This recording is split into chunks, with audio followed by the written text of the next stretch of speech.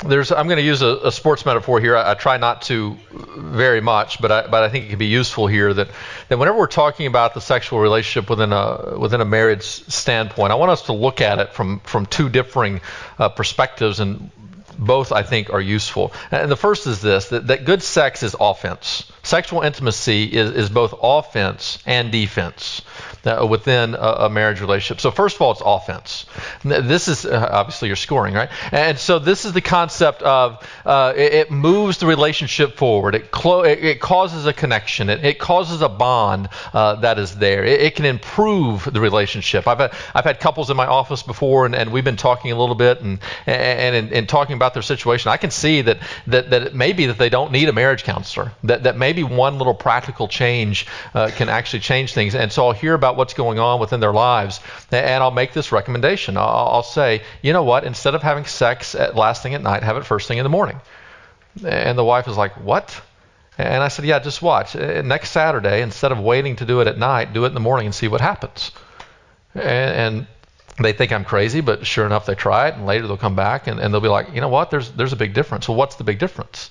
Here's the difference. What happens in some relationships is sex is always something that happens at the end of the day, at night, and so there's a great opportunity for you to be tired, for you not to have the energy, for something to come up, for you not to feel well, or something like that, and then the sexual act doesn't happen. And so all day long, it's expected, and then it doesn't happen, and that causes frustration. And what happens is whenever it happens to begin the day, now obviously this is situational in life based on what's going on with kids, things like that. When it happens at the beginning of the day, the next thing you know, after the sexual act, the man gets up and he can't even help himself. He's emptying the dishwasher and doesn't even know why. Right? He just feels this connection with his wife. This sense of partnership just kind of naturally flows. If he feels connected here, then the next thing you know, maybe he's doing yard work all day. And then by the end of the day, having had the sexual connection and then having had a productive day, a Saturday of what's going on, then both couples that night, whenever they actually lay down and go to bed, they both feel appreciated and taken care of and connected in so many ways. The sex can be offense. It can bring you together, that can then send you out in the world feeling connected and together, all those things. But sex is also defense. Make no mistake about it. Sex is also defense. Now, obviously, I speak about it from a man's perspective, but we can't deny the number of women who are having affairs as well. But if you look at Proverbs chapter 4 and other places in the book of Proverbs, the wise father is now describing to his son about these dangerous women. And it describes these women as they're out there and they see a lonely man as prey, and they come after you. And it begins to describe in lurid details, really, in Proverbs chapter 4, the extent that she will go to begin to lure a man into her presence. There are women out there, ladies, who are coming after your husbands. We live in a very sexualized world. But guys, there are men out there that are coming after your wives. And they may not approach your wives in the same way that you would, but they're trying to lure them in. We live in a dangerous world when it comes to marriage, and we are fools if we think to ourselves that would never happen in our relationship. It can happen in every relationship. And so because of that, there need to be strong guardrails, and in no way would I ever even begin to imply that if a man has an affair, that's the wife's fault, or if a wife has an affair, that's the man's fault. We are responsible for our own decision making, and we have to take care of ourselves in the decisions that we're making. And yet at the same time, in this concept of sexuality, it's a partnership as well. And in part, the sexual relationship is offense, but in part it is defense, in which we are protecting one another as we go out in the world. If we are sexually fulfilled at home, then other temptations face less of a danger. Now, I don't know if this is completely true, but I think it's pretty accurate. If we are sexually fulfilled at home, if we are emotionally, sexually, and spiritually fulfilled at home, if a woman has all three of these characteristics of friend, partner, and lover, if she experiences that from her husband, the chances of her having an affair are almost zero. Almost zero. Women generally do not have an affairs for a physical act. They have an affairs for emotional reasons most of the time. So the chances of a woman having an affair, if all three of these roles are being played, is almost zero. The chances of a man having an affair are still very present, unfortunately. Still very present.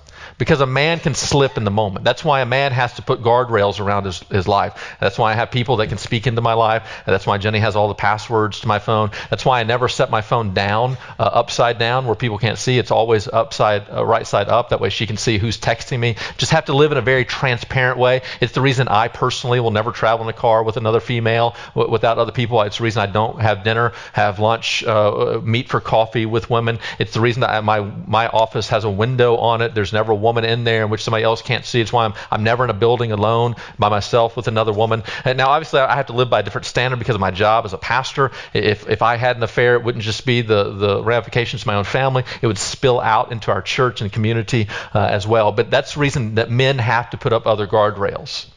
But within that, women can play a part and a role. If you're not nourishing your sexual relationship, you are literally putting your spouse out there like a sitting duck, just waiting for the right opportunity for the right person to come along for them to fall. And it's unfair. Sex is both offense and defense. So what happens when sex isn't taking place with the regularity that it needs to be taking place within the relationship? What is it that we do in that moment? And I have two general common responses. The first common response is this. Whenever I'm talking with a couple and I'm listening, and let's say it's the man who's complaining, here's what I generally say to him. I wouldn't sleep with you either. That's what I generally say to him.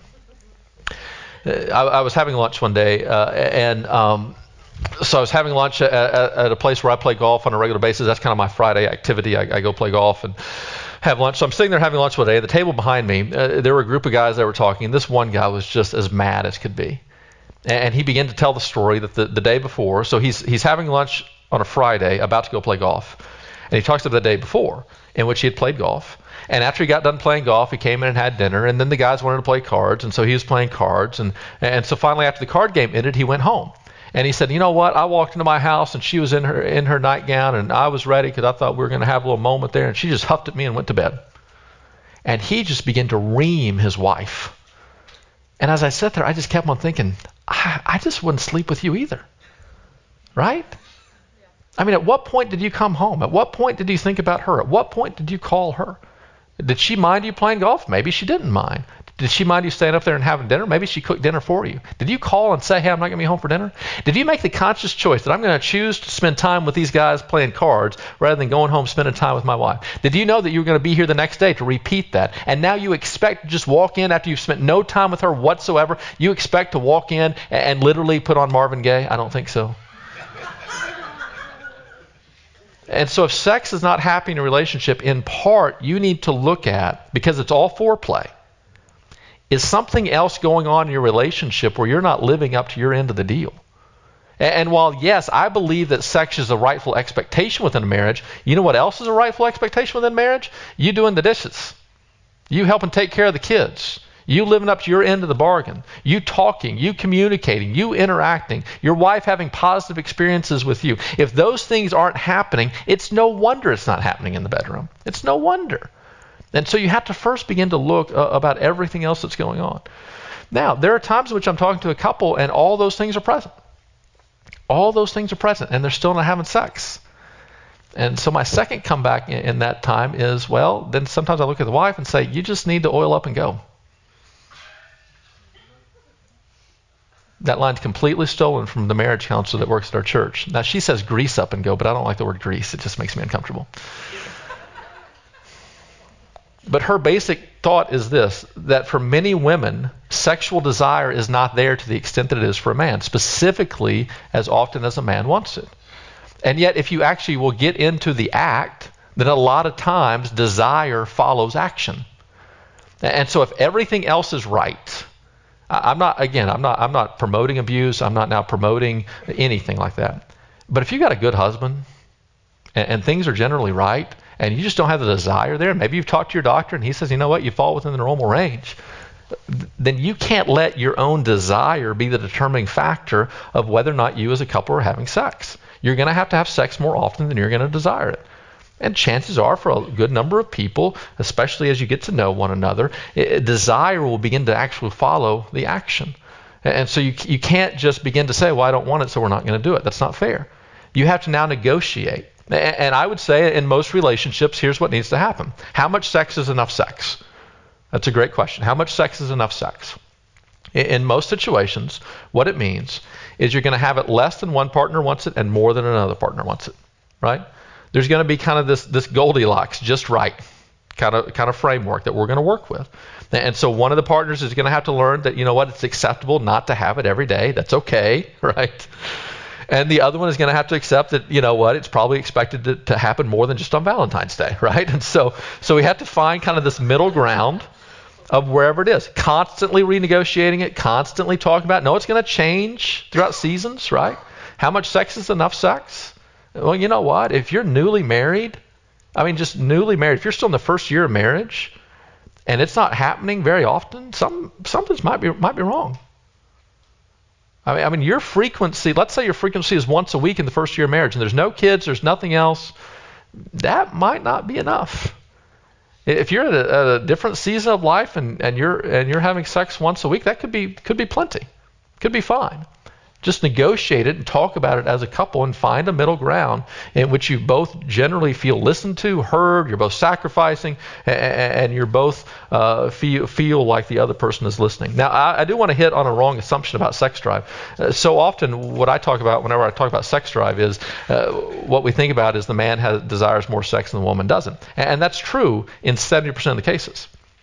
But in 30% of marriages, the woman has a higher sex drive than the man. In 30% of the cases. And what we don't realize, I think, is especially in those relationships, when they attend an event like this and they hear me kind of giving into the general premise that men desire it more than women, it's very hurtful for those women in those relationships because they think, if every man wants sex, why doesn't mine? And that can become very damaging. And there's a great question within that of why is that present? Now men have different sex drives too. And so it could just be that you have different sex drives. And if that's the case, then find a middle ground and meet it there. It could be that as a man ages, maybe he's not performing as he once did, and he's afraid now and unwilling to talk to his doctor about it, unwilling to now talk to you about it. He just begins to shun the actual event because he's afraid he might not be able to perform. If that's the case, then men, you need to man up and talk to your doctor. You need to man up and reveal to your wife, here's where the anxiety is, here's where the fear is. Most lack of performance sexually is more anxiety. It's more mentally caused than physically caused. And there are things that you can do about it, without a doubt. For many men, it's the concept of as they age, maybe they don't take care of themselves physically as much. Testosterone begins to drop, which begins to hurt desire, which begins to hurt performance. They need to talk about that. Whether it be talking to your doctor about getting testosterone supplements, or maybe what it means is beginning to work out better. Lifting of heavy weights, changing your diet, losing some weight can now increase that desire, increase that performance. Another topic is pornography. Many men have such an appeal to easy sex, which is a sex that doesn't cost them in any way emotionally or relationally. And so they can just find, it's just easier to do this by myself with this computer than the difficult work of doing this with my wife. And the next thing you know, they begin to have a lower sex drive. Now, I'm not saying if your husband has a lower sex drive than you that he's hooked on porn. I'm not saying that. But what I am saying is you have to be honest with yourself. If pornography is present within your relationship, it is going to damage your sexual relationship. There's going to be consequences from that. And we live in a very porn-crazed culture. I know that. But there are ways to begin to work through that to take care of it in other ways. And so I want to hit that wrong assumption that said there's more on my website, kevinathompson.com. You can look at it later. I want to talk about 3 types of marriage sex, and then we'll kind of get to some common questions that are there. So this is in the average marriage. Are you nervous about this one, by the way? In the average marriage, this is a great headline, by the way, whenever I write about sex. The funny thing about whenever I write about sex at kevinathompson.com, the funny thing is this, that everybody reads it, but nobody shares it. So if I write about faith, because you can watch your numbers, if I write about faith, everybody shares it. Nobody reads it. There are times in which I will have more shares of an article than I have actual reads if I write about faith. What's happening there? People are showing off, right? Hey, look, this pastor wrote an article about faith. You should read it. I didn't, but you should. But whenever I write about sex, their mom or grandma's on Facebook and they don't want to share it. Oh, but they read it. It's very interesting to me that everybody reads it, but nobody shares it. This is a great headline whenever I write about sex. 3 types of sex every married couple should have. The first is spontaneous sex. This is what you see in the movies. This is what you think about. This is what young couples believe is going to happen in that moment. Desire hits, and she has desire, and he has desire, and you have spontaneous sex. This should always still be a part of every healthy relationship. There should just be these moments in which you're having spontaneous sex. But the second type is scheduled sex. Scheduled. Why? Because it's Wednesday, and that's what we do on Wednesday. I even have my business socks on. All right? That's what Wednesday's all about. That's what the song says, right? Scheduled sex. Whenever I'm talking to a young couple and they're kind of going through some premarital conversations, I'll mention these 3 types of sex, and I'll say you need to regularly have scheduled sex, and without fail, one of them will get this look. And I'll say, what? And she will say, we're never having scheduled sex. That runs the whole moment. If you schedule it, it runs the whole moment. I said, oh, really? So you don't schedule Christmas? You don't schedule Thanksgiving. So he can celebrate your birthday whenever he wants. Whenever he feels in the mood, he should celebrate your birthday. No. Scheduling something does not run the moment. It allows you to prepare. It actually makes it better. Have you ever seen the statistics that say that half of the enjoyment that we get out of a vacation is looking forward to it? It's not the actual vacation. It's knowing that it's going to be there. And knowing that at least I have all these pressures right now, but at least next week I won't have to worry about that. Half of the enjoyment of that, half of the enjoyment of sex, I think is not the actual sex act. It's knowing that we're going to connect. It's knowing in the chaos of this day, I can deal with whatever's coming my way because tonight is the night. It's freedom in many ways. To not have scheduled sex is foolish specifically. Now, there are going to be times in your marriage where you don't have to do this. Early on, when there are no kids, you probably don't need to schedule sex. Later on, maybe whenever you're retired and the kids are at the house, you probably don't have to schedule sex. I don't know. But right in the middle of having kids and work and a job and a schedule, you better schedule it or you ain't having it. Plans have to be made. You got to at least figure out, how are we going to do this? Like how are we going to get the kids somewhere else? And how's this going to be? And by scheduling it, it gives you an outlet now to look forward to it. And the next thing you know what happens whenever you schedule sex? And this concept of everything is foreplay, the foreplay rises to the surface a little bit. And the next thing you know, if tonight's the night or in the morning's the morning, the next thing you know, the communication changes. And there's a playfulness that's back and forth. And text messages, appropriate text messages, are then exchanged back and forth, right? It begins to up the ante a little bit whenever you schedule it. And the third type of sex is maintenance sex. Maintenance sex. This now shows that one partner has a higher sex drive than the other. And so in this moment, we're going to do it not for us. We're just going to do it for you. That if you need more sex than what I need, I don't need it tonight. I'm fine without it. But you need it. We're just going to do it. Going to do it for you. I love you. We're in this together. My sex drive shouldn't necessarily dictate our entire sex lives. And so if you want it more than what I want it, we're going to, by meeting in the middle here, we're going to have this type of sex. Every healthy relationship probably needs to have all 3 types of these. Now I want you to think in your own head. No raising of hands. In your own head, where are you lacking here? What is it that you kind of need to add? Maybe on the car ride home, you need to talk about, you know what? This is something we don't do very often. This is maybe you don't have maintenance sex very often, and what you need to add in your sexual repertoire, right, is the quickie, whatever it looks like. Hey, we're going to meet home at lunch, and you better be fast. That's all I'm saying, right? It's not for me; it's for you. We need to connect. We're going to do this. Maybe as you look at this, what you need to add is spontaneous sex. As marriage is kind of extended throughout the years, and we get in the chaos of this season, it's very easy to become predictable. Right? And so we do it like on the, it's kind of like having an election, that we do it on the first Tuesday following the last Monday, that kind of thing. And what you need to do one night is just walk through the door and just get it on.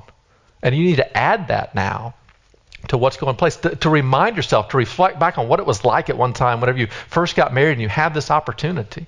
That spontaneous sex can drastically change a relationship, but all 3 of those things need to be taking place. Jenny, you got the questions? I'm gonna walk through some of these. I'm going to answer some of these that I have listed here, then I'll answer some that are here. The first is this question of, will we ever have sex again? My guess is every man in this room has thought about this.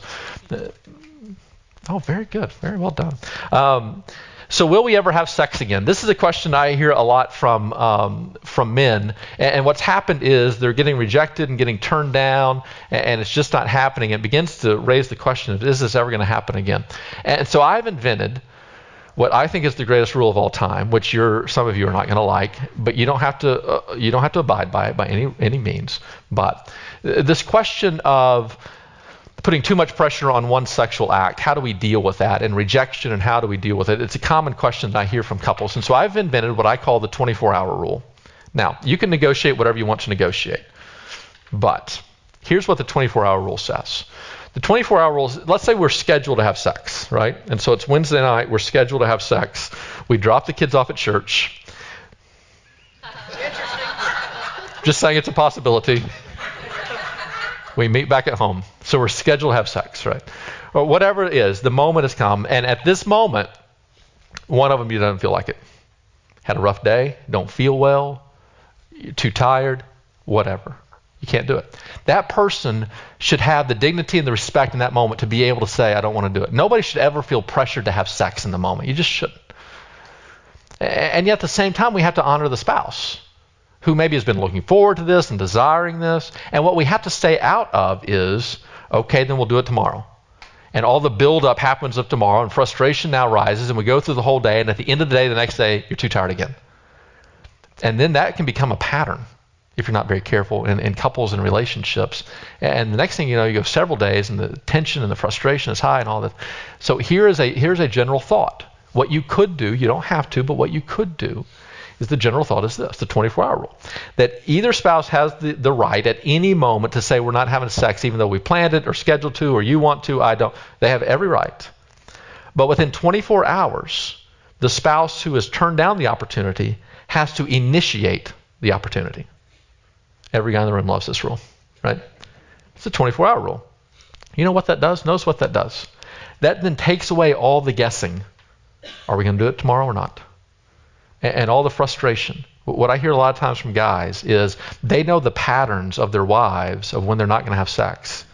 And so it's scheduled for Wednesday, and they can see throughout the day, I don't think this is going to happen. And they get to the night, sure enough, it doesn't happen. And so they wake up the next day thinking, okay, maybe today's the day. And they watch throughout the day, and they go, this isn't going to happen again. And their frustration begins to rise. And what happens? As the man's frustration begins to rise, that makes the woman much less likely to want to have sex, right? And then this becomes a pattern in which both couples are now working in a very negative way. One way to stop that is to go with this concept of you can reject it now, but just within the next 24 hours. Now, and notice, you initiate.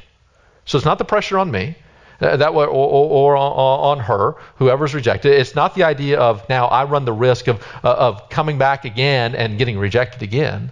Instead, it's this idea of you have freedom now, but then tomorrow you just give me the sign, and then we'll be ready to go. Now, maybe 24 hours doesn't work for you. Maybe it's 48. Maybe it's a month. I don't know what it is for you, right? But 24 hours is a generally good concept, I think, that begins to attack one of these basic problems that's present. What do you do when you're always too tired? I think many couples make the mistake of always having sex at night. I think that's a mistake. I think you should have sex. This is a great tweetable line. I think you should have sex during the day as often as you possibly can. If you have sex more during the day, you'll be more awake, you'll be more alive, all of those things. It won't put the pressure on that nighttime experience. I think far too often couples get in the habit of only having sex at night. And what happens is your spouse always gets the leftovers. Now, sex at night can be great. I get that. It's a great way to go to sleep, right? And it's great. And that might be the staple of your sexual experience. However, if you find a pattern in which it feels like this is a place of constant frustration because my spouse is always too tired, and so you find a pattern in which there's a great buildup, nothing happens, and then fights occur, and this happens over and over again, then if you would add in, whether it be maintenance sex, if you would add in scheduled sex at other times during the day, maybe when she's not as tired or he's not as tired, then chances are it would take the pressure off of this nighttime experience. And so when you're always too tired, change it up a little bit. When kids are running the moment, what do you do when kids are running the moment? Well, first of all, you buy good luck. I mean, that would be one thing, right? And like adult doses of Benadryl. But Kids add a dilemma within the sexual experience, right? So remember, I live next door to my mom, right? And so we're making the bed one day, and Ella comes in there, and all the covers are on like Jenny's side of the bed, right? So she gets cold, so she pulls all the covers over, and so Jenny makes a reference of, oh, mommy and daddy played tug of war again last night, right? Because you're tugging during the night with the sheet. So that night we're at my mom's house, we're having dinner, and in the middle of dinner, Ella goes, Nana, do you know mommy and daddy play tug of war at night? Mom goes, oh, really? Right? Kids add a dilemma that's within this. Several things that you can do about this. I have a policy, a general thought, and this is great marriage advice. I don't know what kind of parenting advice this is. This is great marriage advice. Your kids shouldn't sleep in your bed. It's horrible for marriage. Now, again, from a parenting concept, you got to make your own call. But it's horrible for a marriage. Our kids are not allowed in our bed. Now, if they get scared, Ella will come downstairs because she's not afraid of the dark at all. So she'll come downstairs and just be leaning over you, right? Silas is terrified of everything, so he'll just yell for me. Now, we will go sleep in their beds. That's fine. If that's what it takes, you just got to do whatever it takes to make life work, right? So we'll go sleep in their beds. They will not sleep in ours. This is our place. I mean, this is the only place that we have. And with little kids, we own nothing else, right? Nothing. You don't own the shower, they're there. You don't own the bathroom, they're there. No matter what you're doing, they're there. We deserve something. And so the bed is ours. You don't get it. And I know, I feel bad. I do. There are times in which I'll be cuddled up to Jenny, it'll be cold, and I'll say to Jenny, I feel so bad for Ella and Silas. They have nobody to cuddle with tonight. So be it. They got to deal with it. They're not coming into our bed. This is ours. And so you have to make sure, again, remember, if you choose your marriage over your kids, both win. If you choose your kids over your marriage, both lose. What your kids need for you, it is good parenting. It is good parenting to put your spouse above your kids. It's good parenting. It is bad parenting to put your kids above your spouse. It feels right, but it's wrong.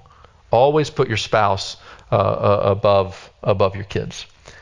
What do you do when television is more interesting? This is one reason that we don't have a TV in our bedroom. Again, a counselor told us not to. A lot of couples have less sex when the television is in the bedroom. Now, you can have a TV in your bedroom. That's fine. Just make sure you negotiate rules of how that's to take place, and make sure you just don't get in the habit where you're falling asleep every night to it and she's falling asleep alone, or vice versa. It should be much better. Just make sure you're not using or giving away that time you could be having with one another. And then the other thing is, television is often it's so passive, it becomes tempting specifically to men because it requires nothing of us. The sexual act requires something of us, and I'm not just talking about physically. I'm talking about the emotional investment and the risk that's there, and the spiritual involvement, the relational involvement. Sex is demanding. It is for all of us, and yet it's worth the effort. Our spouses are always worth the effort. So I'm going to, because some of you are like me, you're ISTJs and Myers-Briggs, so you want to make sure your sheets are filled out properly. I'm going to go ahead and give you the last two blanks before I answer these questions. One, communication is the best way to improve sexual intimacy. Communication. The number one thing you want to do, if you want to improve sexual intimacy, begin to talk about it in a fair, reasonable, healthy way. Now, here's my opinion. Don't talk about it in bed. Don't talk about it in bed. Save for another time. Go on a walk and just begin to talk about your sex life. Your neighbors will have no idea why you're so happy, right? Just go on a walk and talk about it. Go to lunch, talk about it. Talk about it the next day. But do not have sex and then after sex go like through a play-by-play of what you think your partner did wrong or how it can be better as you're still laying there in bed. That's dangerous. But you do need to talk about it. Find a way to openly communicate it. If you can't, call a counselor and go to them and say, we can't talk about this. We want to. We need to. We know it's important, but we can't. And I'll save the last one for the ending. Let's run through some of these questions. How often, what kind of frequency of sex is healthy? It's going to be differing in various seasons depending on where you are. I would say let's go with the 50 and under crowd. If it's not happening at least once a week, I would say you might be edging into an unhealthy place, probably. Over 50 once a week could be plenty. Frequency is far more determined on, are both are both partners, do they feel heard, understood, and generally are they satisfied? Now, I think it'd be an interesting thing. We're not going to do it right now. I think it'd be an interesting thing if you were in your head just to think, what amount of frequency would I be happy with? Let's go per week. What amount of frequency would I be happy with? Is it 1? Is it 2? Is it 3? Chances are you're not that far away. Chances are, I mean, a guy's going to joke, I want it every day, and maybe you do, but I think you're probably lying. And chances are the difference of where you are is maybe the wife says once a week and the husband says every other day. Well, you know what? You're not that far off. You're at 1 and like 3.5. And what determines the half? That's a whole different discussion. But basically, by just adding in another or maybe 2 times, then you're kind of in the common ground. So you just need to discuss it, and you can kind of go there. What is an acceptable way to ask for sex? I think that's a great question. I think in part it depends on your communication. I think one question would be is to ask your spouse, what's the best way for you to receive me communicating that I desire to have sex? What's the best way you feel that? You understand that, and it's very obvious, it's very evident that that's what I desire. And then also, what are some things that I do that turn you off from that? Maybe they don't want you just expecting it, or maybe they don't want you saying certain things, or maybe they just don't want to be groped in the kitchen in that moment, and that's now the sign that things are supposed to happen, right? And so you need to communicate. I think this is a great question to ask your spouse. Now, if you can't find a middle ground on that, then you need to get with somebody that can assist you. But I think you should be in the right format, able to figure out, here's the way you can kind of communicate that. Should I still have sex with my husband when there is no foreplay? Yes and no. Yes and no. I don't think that you should just shut off sex because there is no foreplay. I don't believe in kind of ultimatums.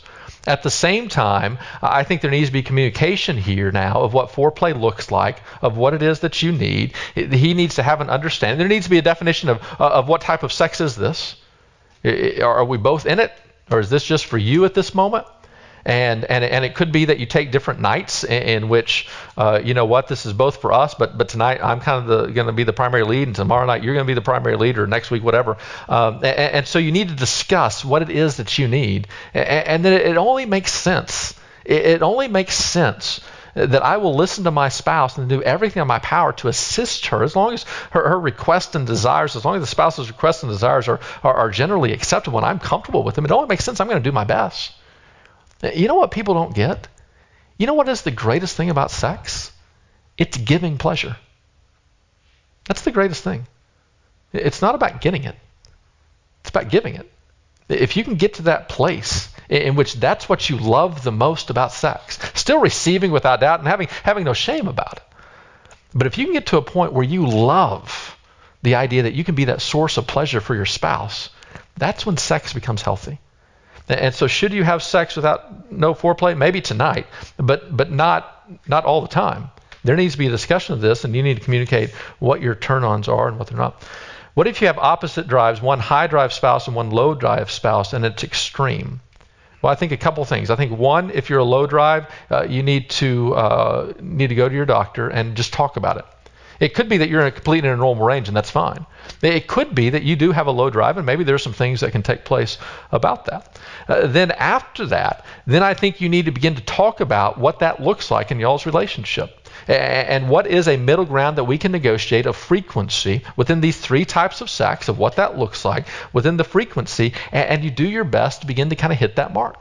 And you toy with it. You begin. That's a bad phrase in this talk, but you begin to. That's not what you do. You negotiate it out, and you figure it out, and you renegotiate it. Maybe you try it for a week, and at the end of the week, say, all right, how did that go? Here's what it could be. It could be that sex is actually easier than you think it is. That if you'd work this out, you could find a middle ground to where maybe it wouldn't be as tension-filled as you think. If you still are greatly separated, then I think you can go to a counselor and begin to work that out. What is a good resource to help men understand what intimacy needs to women, particularly emotional foreplay? Well, next year there's a book coming out written by one of my favorite authors, KevinAThompson.com. You can grab that book. No, there's a lot of great resources that are out there. You can go to Amazon and search within the Christian sex world. There's a lot of great people that I follow on Twitter, women that I follow on Twitter that talk about these things on occasion. One woman has a website called Hot, Holy, and Humorous. That's a good website. To Love, Honor, and Vacuum is a good website as well. They're on Twitter, and so they do a great work within this. Women, if I were you, I'd follow them on Twitter if you're on Twitter or on Facebook, because they have a lot of great writings that are there.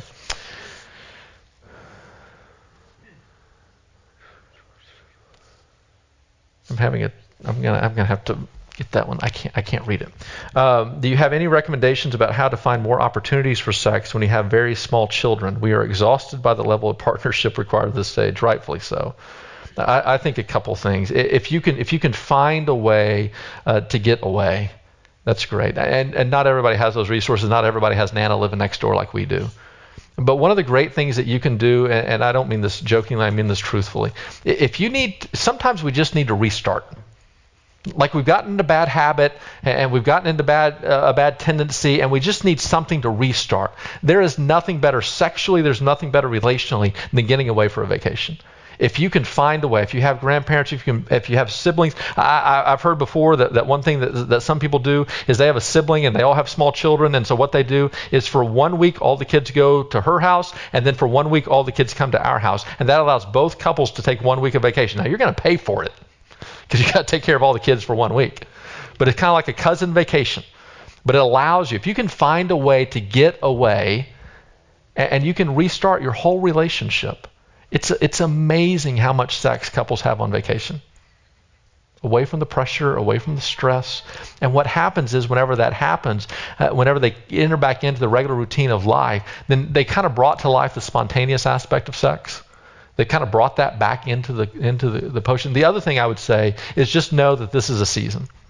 Try to navigate it well, but know that better days are going to happen as well. I don't know if y'all have ever seen the level of the chart of marital satisfaction, but it kind of goes like this. It starts out here, everybody's happily married, and then it dips, and it comes up, and then it dips way down, and then it takes off.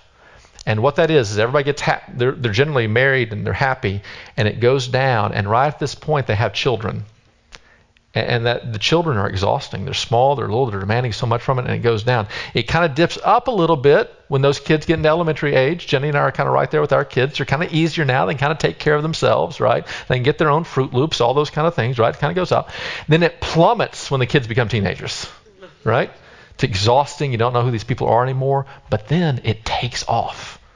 And if you can wait through it and work through it, it takes off to a level you've never experienced before. You know the two most likely times for couples to get divorced?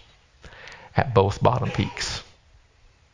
At the very moment in which they're going through a rough season, where for the most part, if they will just work through it and endure, marriage will get better. I see it all the time when it comes time for kids to go off to school and they're now in an empty nest scenario, these couples get divorced, never realizing that if they would just stick with it, their marriage satisfaction is about to take off. So at least before you get divorced in those times, ask yourself, are we just going through a bad season here? And get to work on it instead of just ending it. How do you talk openly about sexual fantasies? And that's a great question. I think in part it depends on what they are. I don't think you ever want to, even from a fantasy concept, add in somebody into your relationship or anything like that. But if you have these basic fantasies, I think you try to slowly begin to talk about them. If one spouse gets uncomfortable, I think you honor that and you don't go back to that topic. But I think over time, slowly, maybe you can begin to discuss those things. What does the Bible say about oral sex? It approves it. Is there a preferred? Song of Solomon talks about it. I mean, it's pretty.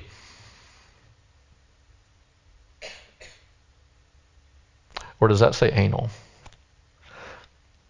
Oral, the Bible approves. My reading isn't very well. Oral, the Bible approves. The anal, I'm not aware of the Bible talking about. So let's stick with oral, just because it's easier to answer that question. What does the Bible say about oral sex?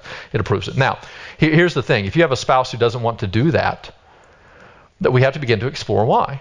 If the issue is because of a past sexual abuse, then that might be something that's just not going to be part of your relationship. If it brings that history up, it may be something you always have to steer clear of. And if that's the case, that's the case. We're fallen people who live in a fallen world. Now, if it's because maybe they come from a repressed background where that was just seen as dirty or as wrong, well, then maybe what they need to do is begin to understand a little bit more about what that's like. Maybe they need to read a little bit more, understand a little bit more. But yeah, in the Song of Solomon, there's several references to that. So I don't see biblically anything wrong with it. Is there a preferred age to talk to your kids about sex? Far sooner than you want to. Far sooner. And here's the thing. It's not the talk. It's a series of talks. And so the very first sex talk you have with your child is whenever they are little and you're telling them what their body parts are. And then they get a little bit older and you begin to talk about good touch and bad touch and how nobody should touch what your swimsuit covers. Nobody, except maybe a doctor and mommy and daddy can look, but nobody touches that. And then you begin to get older and then you begin to say, here's what's about to happen to your body. Not here's what just did happen. You need to say, here's what's about to happen. So whenever it begins to happen, they're not freaked out. They're not terrified of what's going on or thinking it's wrong, writing that story that's wrong. Remember, shame plays an integral role within this if we're not very careful. So we have to free them from that as best we possibly can. And then as we get there, we begin to talk about here's the next phase of what you might start to experience, of decisions you're going to have to make, of how you're going to be wise in all of those things. And so it's not a talk. It's a series of conversations. And you have to start that right now wherever your kids are. You have to just start within that concept of what's going on. What are some resources to help facilitate age-appropriate discussions with your children about sex? There's a lot of good books. I can send some resources to Jay that he can look at. You can go to Focus on the Family, and they'll have good books as well. And so that's a great way to go about it. Let your child read a book and then come alongside of it and discuss with them. I don't have anything on my website about that yet. How do I get him to be a better partner? You don't. You don't. That's his responsibility. That's his responsibility. Here's what you can do. You can clearly communicate a frustration. You can kindly invite into a better relationship, into a better life. But you can't force anybody to do anything. That's a choice they're going to have to choose. Is masturbation detrimental in a marriage? I think it can be.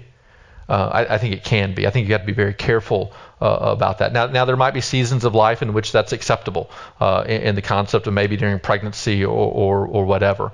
But by and large, I think the sexual outlet should be the spouse and not yourself. I'm not saying it's wrong to do at all times. I'm not saying that. What I am saying is be careful to make sure that you're not turning to yourself and away from your spouse because your sexual life isn't where it needs to be. I would rather you spend more time and effort nourishing the sexual life with your partner than just now resulting into this concept. Now, if disease is an aspect, if illness is an aspect, that's a whole different story. I'll look at these other ones and I might blog about them later and send them to Jay. But I want to conclude with this final point that God designed sex to be pleasurable. How does that change your opinion about God? Think about that. He could have made sex to be anything. He could have. He could have just made it to be routine. He could have made it to be anything. But God himself designed sex to be pleasurable. Why is that? It's because he loves us far more than we can ever even begin to imagine. And his creative potential is far greater than we can ever even begin to think of.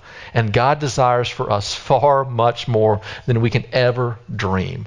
That is the kind of God that he is. And as we get closer to him, our relationship begins to nourish and flourish as well. I've had a great time. I look forward to tomorrow. Thank y'all so much for having me.